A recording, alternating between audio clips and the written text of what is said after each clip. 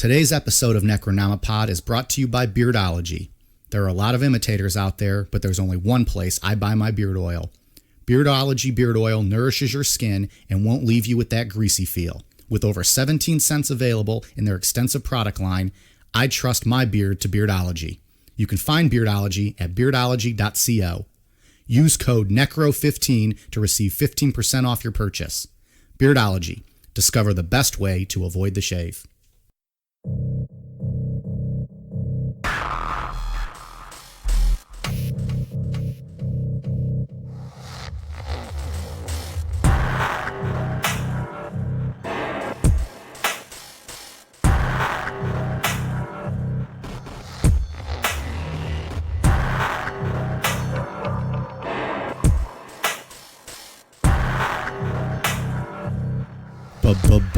Bonus episode. He loves doing that. You guys stoked to talk about Zozo? Maybe. This is a little bit of a crazy one. Yeah. We're having kind of a wild week here with last Sunday's episode about the Michael Taylor shit, and now some Zozo Ouija board drama. Yeah. Keeping it spooky. Yeah. Where'd you find this story? I never heard of this. This was a request. Somebody requested fans? Zozo. Yeah, I would give him a shout out if I remember who it was. I can't remember. I apologize. I'm sure Ian was aware of it before the fan requested it. I had heard about it. I never read the story. I had heard about it before, but yeah. Yeah, so this was kind of knew the gist of it. So see, folks, you request a story, we might just do it. Do it. It goes on the list. We make wishes list. happen. Dreams come true on Necronomipod. Mm-hmm. It goes on the list, every one of them. Yeah. We keep a huge-ass running list. Yeah. I thought it was Zozo, with like the informal name of Led Zeppelin's fourth album. I thought that's what we were going to be talking about tonight. Actually, someone, when I was looking at it online, link it to that. Yeah. Of course, because rock and roll is the devil. Yeah. So tell us about Zozo. So the Zozo is this phenomenon of a demon that became widespread on March 24th, 2009, when a post was made to a popular website called TrueGhostTales.com, and it was titled Zozo the Ouija Demon. Okay, it's pretty ominous. Mm-hmm. So the post was made by a guy claiming to be a 40-year-old from Tulsa, Oklahoma, named Darren Evans. Sounds like a generic name. Yeah. In this post, he said that he frequently used Ouija boards and always had just like peaceful experiences, but then one night had an encounter with something that started moving the planchette back and forth quickly between Z and O, just spelling Zozo over and over again. So I never knew that thing was called a planchette. Yeah. Did you know that? Mm-hmm. Yeah. I did not. I never heard that term. Is that specific to Ouija boards? And who named it a planchette? I don't know. We can. Well, that's on the list. William Planchette of the Planchette family. That's on the list to do a whole Ouija board episode, like the history of it and all that. Okay. Yeah. How do you have a peaceful experience with the Ouija board? Like, what do you use a Ouija board for? To contact the dead? The afterlife, yeah. So, like, he's spirits. contacting, like, old family relatives, maybe, and having good experiences? Okay. I guess whenever I know of Ouija boards, I know of, like, horror movies or whatever where shit goes wrong. Or just spirits in general. Just talking about, hey, what's up? How are you? Well, I'm good. How's the afterlife? It's all right. And have you ever used a Ouija board? No. I don't think I have either. I'm trying to remember back I've never even when I was seen a one kid. in person. Like, I just see them in the movies. I can't recall ever actually using one. And listener note, not one of our wives would allow us to use a Ouija board as part of this. We did ask. Part of this episode in any of our homes. They said, fuck no.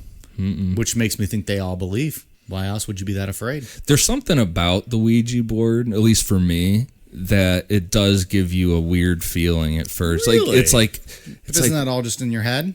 Like just knowing it's there? Yeah, but I'm like that fancy ass planchette or whatever it's called. But it's like the initial like, oh man, it just has this weird feeling to it at first. It's like, oh man, should I even touch this fucking thing right now? So if you're listening out there and you were willing to open your house to us to let us come do a Ouija board experiment, let us know and we'll come over and we'll do it. Beers on Dave. So do we know the history of the Ouija board? Is it Ouija or Ouija? Ouija. Ouija? Looks like Ouija. You're jumping ahead of the Ouija board episode now, though, Dave. Hey, it's the It's ownership. part of this episode, though. Yeah. Isn't it just like Parker Brothers or something came up with a game thing? It's not. Ownership of it bounced around a lot. Okay. Currently owned by Milton Bradley. I don't know. Yeah, it's like it's not a cult based, right? It's came up with, originally. Is it? Yeah, because the one that I wanted was back from that antique one that I found. I think it was back from like 1912, and it was just like because back then like Aleister Crowley stuff. Yeah, but back then it didn't have the name. When I believe, if I'm correct, they got the Ouija board was like the commercial name. Before it was just called the talking board. Okay. All right. Yeah. But yeah, there is something weird about it where it's just like initially it's like, oh man, I don't. It's like when you use it. Like, do you recall using it? Do you actually feel the thing moving and you don't think someone's pushing it? Yeah, well, when we did it, the planchette, if you will. Yeah. When we did it back in the day, I want to say it was like 5th or 6th grade. Right. One of my buddies was real into it, and so he was trying to contact his grandfather that had died. Right. So the other 3 of us were in on it, and so we were like gradually moving it, like his dead grandpa was talking. He was not thrilled when, because he bought it completely, and he was not happy when we found out that we were making fun of his dead grandfather. You like spell out "Grandpa hates you." Oh my god! Yeah, he was not happy. See, that's what whenever I think of a Ouija board, that's what I think. It's just there's one dickhead that's just moving it all around. Like, exactly. I don't believe it actually works. Hashtag most disappointing grandchild. Right. Or there's like a magnetic thing in the board that it's like when you start to move it, it pulls it different ways. No, there's nothing magnetic. It's just like now it's just a like board game material and a plastic. I don't really believe the planchette's plastic. Do you believe in it? No, not like that. Well, we'll get into it at the end here. Some stuff I'll believe ask again in 20 minutes. Okay. So Darren Evans posted this on TrueGhostTales.com. And you know that's reliable because it says it right in the thing. It's True Ghost Tales. Right. If it's on the internet, so you're not going to post there if it's fake. No one has ever lied on the internet. If you're posting false stuff, you'd be on falseghosttales.com. There you go. So his first experience with Zozo, he said that the demon told him that it wanted to take him to paradise, and that paradise was in hell. You mean because all the Christians aren't there, so it's fun? Oh, I just thought he meant in Florida. After this, he claims that his 1-year-old daughter was diagnosed with a rare infection that he believed was caused by Zozo. And also during that time, he said his girlfriend started to act like she wasn't acting like herself, which he also attributed to Zozo. Oh, fuck you, Zozo. It's not funny when you're making a kid sick. Did he have allergies that he could attribute to Zozo? Did he, Well, Dave, there's no talk of allergies here. This is a demon. I have a headache today. It must be Zozo. Got stopped at this red light. Fuck you, Zozo. Constipated. Zozo. Let me take a shit. Come on. Fucking Zozo. So Darren he keeps going with it. He contacted Zozo again through the Ouija board, and it spelled out iron tongue. And he didn't know what that meant, but soon after, his daughter, while she was still in the hospital, he claims that she had an episode where her tongue swelled to the point where it almost killed her. Oh, iron tongue. There we go. Must have been That's Zozo. sad for the baby. Well, that's what I feel. I feel bad for the baby here, but I'm not sure what Zozo has to do with this. You feel bad because the baby's dad's a fucking imbecile? Is that why you feel bad? If the baby's sick, the baby's sick. Or your fucking dad's a moron and you're going to grow up to be a moron too? Damn. Sorry. Go on. These contacts with Zozo seem to manifest like a poltergeist type activity where Darren starts to go into classic accounts of like objects moving through the air and hearing like the knocking, like hollow knocking Much sounds. like our Enfield poltergeist episode. Yeah. Where those 2 little shits made up everything. Where they were clearly jumping off the bed. Yeah, right. Laughing, and that girl knew how to use that second voice or whatever to make that language. I don't know about all that. That's debatable there. I watched a documentary on it. It was on YouTube. It's on YouTube. Must be true. Right. Well, they don't put up fake stuff. And at this point in the story, Darren's girlfriend broke up with him, and he met another woman online and then moved out to Michigan to go live with her. Yeah, because like shit's flying around the house. The toaster's hitting her in the fucking head. I'm sure she broke up with him. Like, Darren, I'm tired of all this flying Zozo's throwing shit all over my house. It's hitting me in the head. You and Zozo go fuck each other. I'm out of here. I'm leaving. I'm going to a non-Zozo household. Yeah. What's crazy about this is 2009, so this is recent. Yeah. Which I had to keep reminding myself as we're going through this. Like, most of the stories we cover, like the latest was like the early 90s. Right. We cover with some of that shit. This was 10 years ago. Yeah. There was internets and iPhones. Well, this was posted on the internet. The internets. The interwebs and all the iPhones. three of them. Yeah. There's a lot of internets, guys. So this new girlfriend in Michigan didn't believe in spirits. So Darren went out to the store to buy another Ouija board, and when he couldn't find it, where did the first one go? I don't know. The other girlfriend kept it? Yeah, I don't know. Sorry, that's irrelevant. Go on. It's a good question. So he went to Toys R Us. He bought another one. No, they didn't have one in the store. They were Toys all R Us was sold out. What? Amazon didn't deliver to Michigan Ouija boards? Was Amazon Prime a thing back in 2009? I believe it was. Was it? I don't know.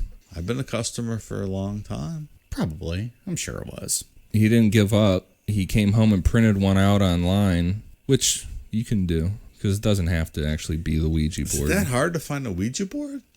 I wouldn't know where to go. Like, if you told me right now, Mike, go get a Ouija board, I'd go to Walmart and look around. Can you get a Ouija board at Walmart? I think so. Can you? I don't see why not. Okay. I just didn't know. Like in the game section? Like I next to think like so. Monopoly? I don't know. I'm not allowed to have one at home, so, you know. Damn it. You should pull your wife's tongue out. I've thought about it. Tribute to Michael Taylor. The Halloween stores, that's the only place I've ever can remember seeing them. Like every year those Halloween stores pop up. Oh, yeah. I mean, but clearly you can get on Amazon, delivered tomorrow. Yeah. We can probably order one right now and have it by next week's episode. Just saying. We would not be allowed to use it in the house, though. Well, whatever listener invited us into their home, though. True. Yeah. So as soon as Darren started using this Ouija board that he printed out online, Zozo returned and spelled out skull necklace. Then it spelled out mirror, and when he looked back, he saw a reflection in the mirror behind him. So it sounded like there was a mirror back here, and then in front of this mirror was this like jewelry stand with this necklace hanging off of it. When he looked back at the mirror, he saw this necklace floating, and the eyes of the skull were glowing red. I don't believe this one at all. So quick to dismiss. Where's Darren Evans from? Tulsa? Yeah. Yeah, no. No, thumbs down, Darren. What's your beef with Tulsa? It's a fine town. I just don't care for Oklahoma all that much. Wow. I'm learning something new about you here. Actually, I do. The tornadoes are really cool. Twister's a good movie. Twister's a great movie. I love Twister. Who's their basketball team? The Thunder. Yeah. I like their Oklahoma jerseys. Thunder. They have cool jerseys. Do you like Twister, the movie? Mm-hmm. Yeah. That's a great movie. I like when they tie themselves to with those pipes with their belt to the pipes, Yeah. and they're getting blown straight up in the air. yeah, like 200 mile an hour winds. Like, yeah, we're good with the belt. We're not going anywhere. And they just start making out after. Yeah. It is a good movie. I know we're making fun of it. I really do love that movie. What's Bill Paxton and Helen Hunt? Yeah. R.I.P. Bill Paxton died. Yeah. Young man. I thought it was He was a good actor. funny, not funny, nice tribute. Like 2 days after he died, there was literally funnel clouds and tornado warnings over our county. I like to think it was a tribute to Bill Paxton. Is that what you think? Yeah. Really? Well, it's my own personal tribute. Okay. I think it was God's way of telling us that he was okay. That Dave. must be it. Yeah. That's what I think it was. God was telling us Bill's up here now. He's fine. And if you don't believe, an F5 is going to come to your house. Yeah, fuck whoever's on the ground getting ripped up by a tornado. I don't believe they ever touched down. God's not that busy, apparently. Well, I don't believe those tornadoes ever touched down, which was by the grace of God. that we are still all here today.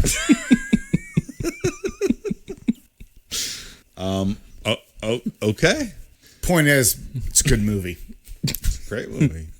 Even with Helen Hunt.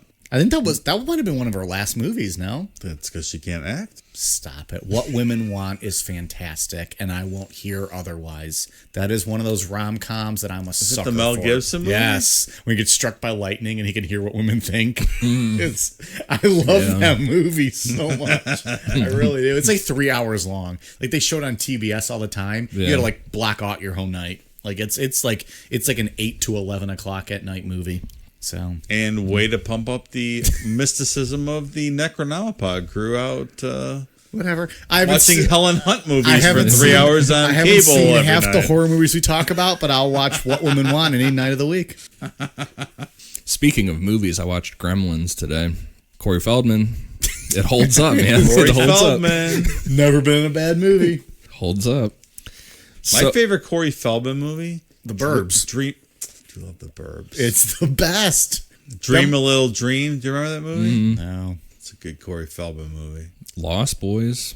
It's another good Corey Feldman movie. We're going to do a whole episode on Corey Feldman movies. You guys. We could probably get him on a show for $50 too. One day He's that'll not be a doing bonus anything. episode.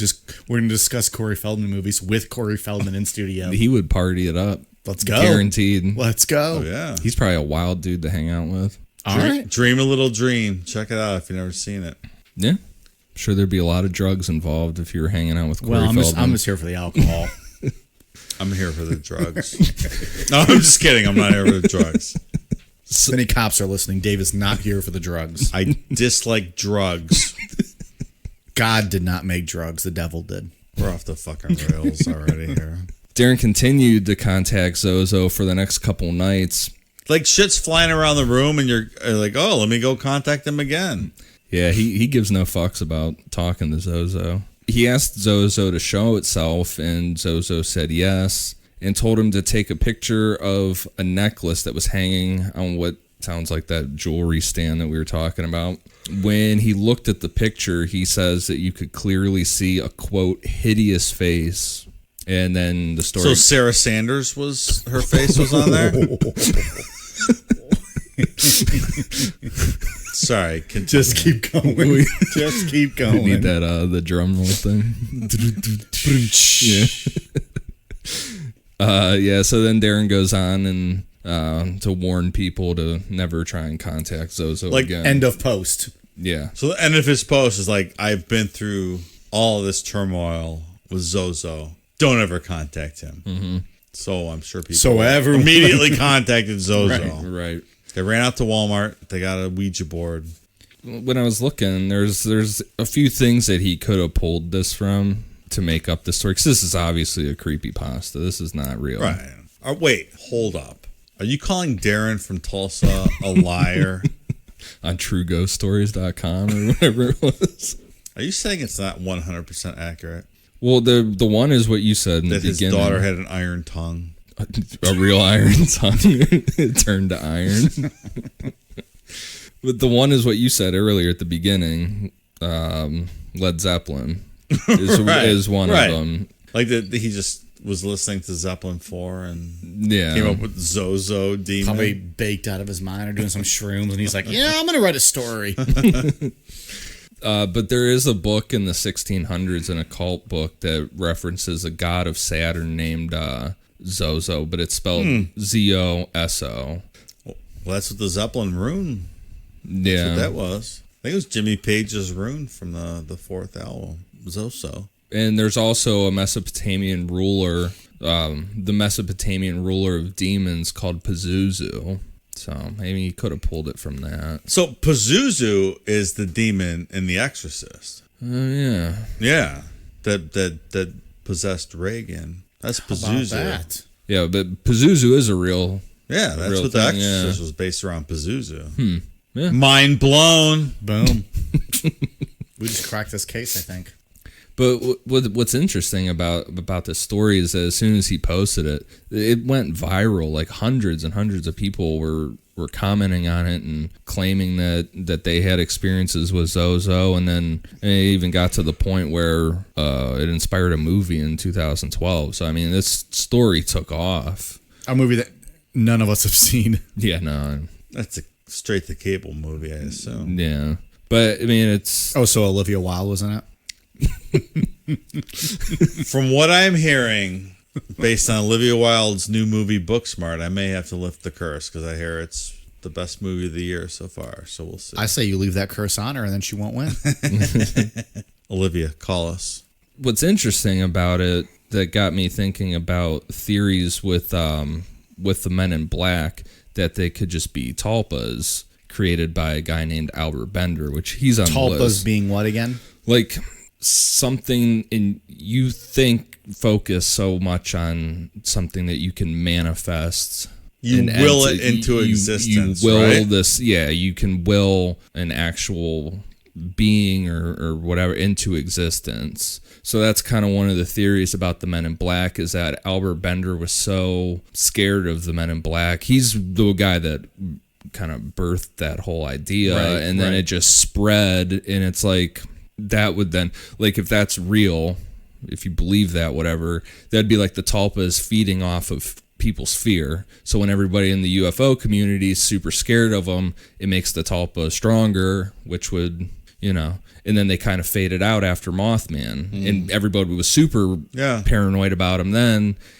It's an interesting concept. Yeah, I mean, it's super interesting, and Albert Bender's on the list to do an episode on him in the future, because yeah, the whole idea of him willing the Men in Black into existence is super, super interesting. But that's kind of what got me thinking about Zozo, with like, it's like the groupthink of all these people online. Right. It, you know, kind of makes it into reality at this point, in a way. And I guess your reality is defined by what you see. So if you believe you're interacting with Zozo. Right. Yeah.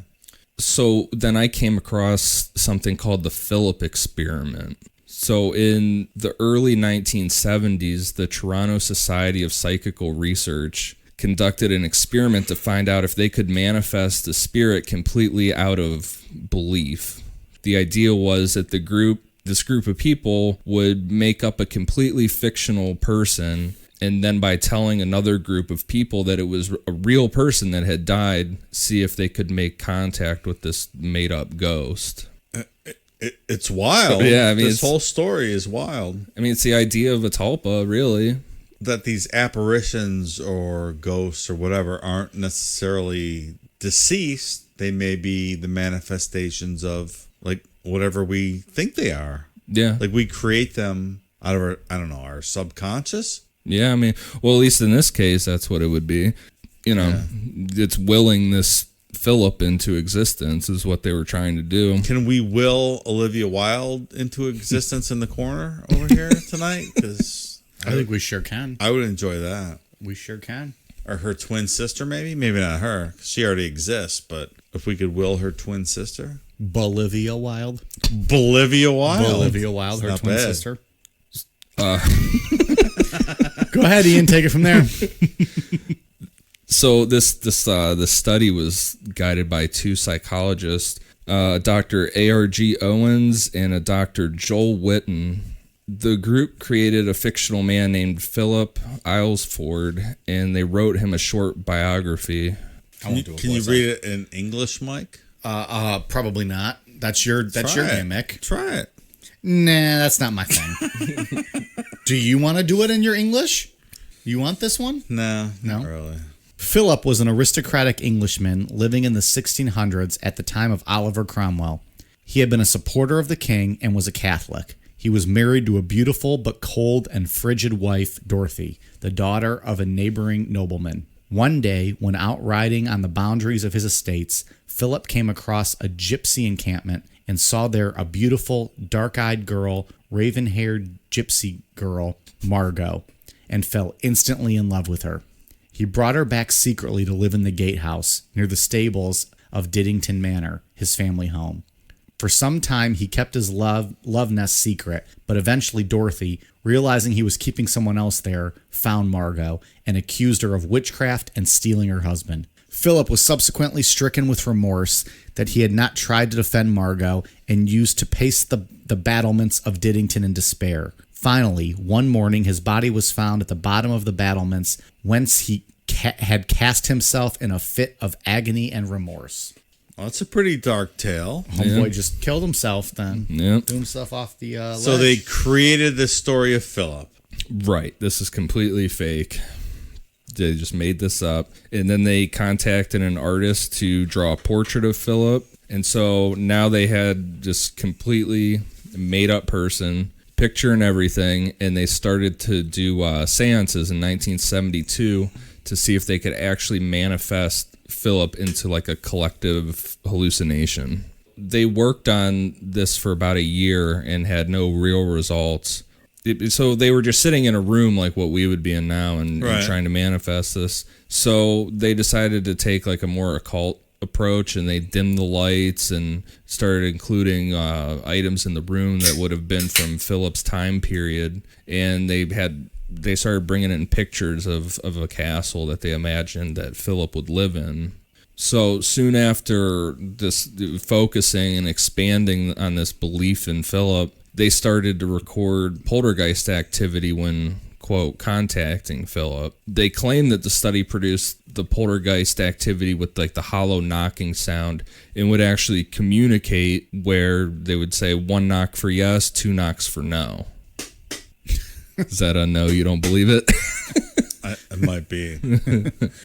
So the poltergeist would answer questions in the form of Philip, claiming to be Philip and answering questions about his life. And according to the reports, the poltergeist activity grew, like in most cases, and started to move tables and other items, which we saw the table move on YouTube. We'll put out the video. We'll post that video. If you watch the video of these clowns, they have all, their hands on the top of the table, but this table starts moving around the room. It's very strange. Yeah, it's a weird video. It's very weird. It's moving up and down, and the table's rolling on its side. I don't know what's going on. Yeah, it's creepy. So Philip wouldn't be able to answer any questions outside of what they imagined about him. And this proved to the group that they were proving something about the collective, I guess you call it like a collective consciousness about being able to manifest something. They ended up bringing in a film crew with 50 more participants and were able to have success in contacting Philip with the knocks in front of these new people. When they bring in these other 50 people, this would tie in with the Zozo, because these 50 people that didn't know anything about this, now they think Philip is a real person. They're like, oh shit, they're contacting a ghost named Philip Islesford. And then Philip Islesford Philip Islesford doesn't exist.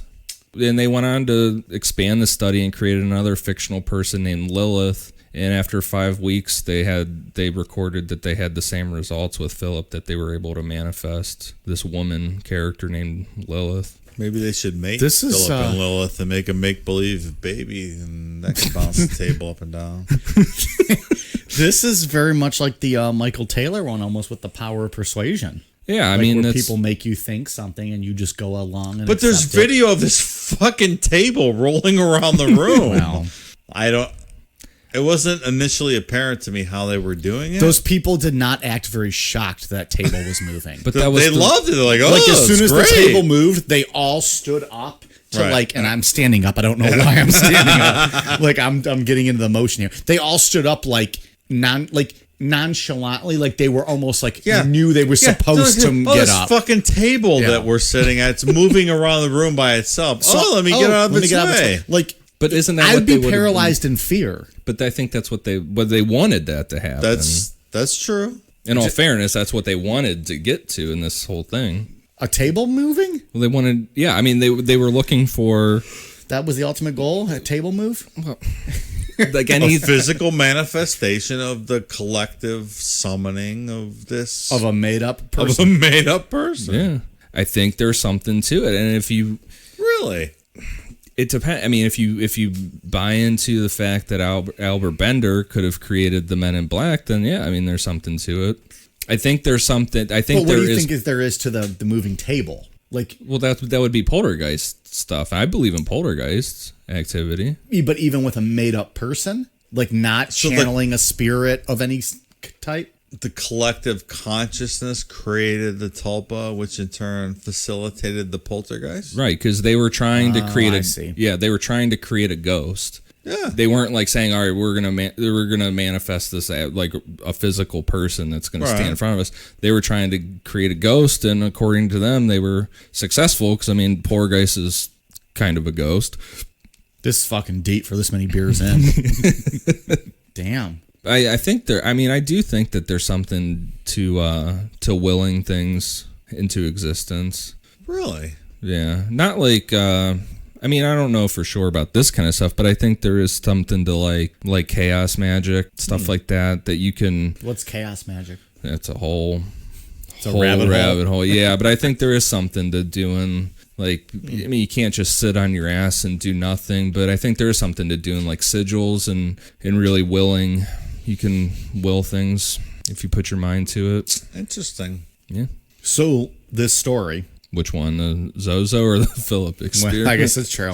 So Zozo, we're all in agreement. That's probably just a creepypasta. Yeah, there's nothing to it. Hey, Darren from Tulsa, go fuck yourself. Damn. You just waged war on Tulsa. That's a market we're going to lose now. I waged war on Darren, not Tulsa. They're all I've gonna been to take offense. Tulsa. It's a nice town. Oklahoma's a fine state. But so then this Philip one. It's really interesting. Yeah. It's kind of wild and Watch the videos because it's out there. yeah. And we'll put out Tables moving around the whole fucking room. We'll put out the table video, and then from there people can find all the other stuff. But I mean, like I said, it ties in with those 50 unknowing people coming in, and then like I said, they're like, oh shit, this Philip ghost is doing stuff. Yeah, but, it's pushing the table around the room. yeah, What but do I then do now? Philip doesn't actually exist, and if it's a tulpa, Philip gets stronger and more belief. I've been wishing for Bolivia Wild to manifest in the corner here for 10 minutes now. I don't see her yet. Well, maybe if we were allowed to go to Ouija Board, we could just get her here, or at least communicate with her. Bolivia Wild. She'd probably just spell out Blumpkin or something. She's probably blowing Mason Sudeikis right now. Probably. That's probably very true. Ian, you got anything else on the Zozo? No, No? nope. I'm Dave, good you got on- anything else you want to add to this one? No, this is the most believable story we've ever done. That's a fact. Love it. Boom. Yep. All right. Glowing red eyes out of that necklace. Oh, yeah. It's a good one. We'll see you guys Sunday.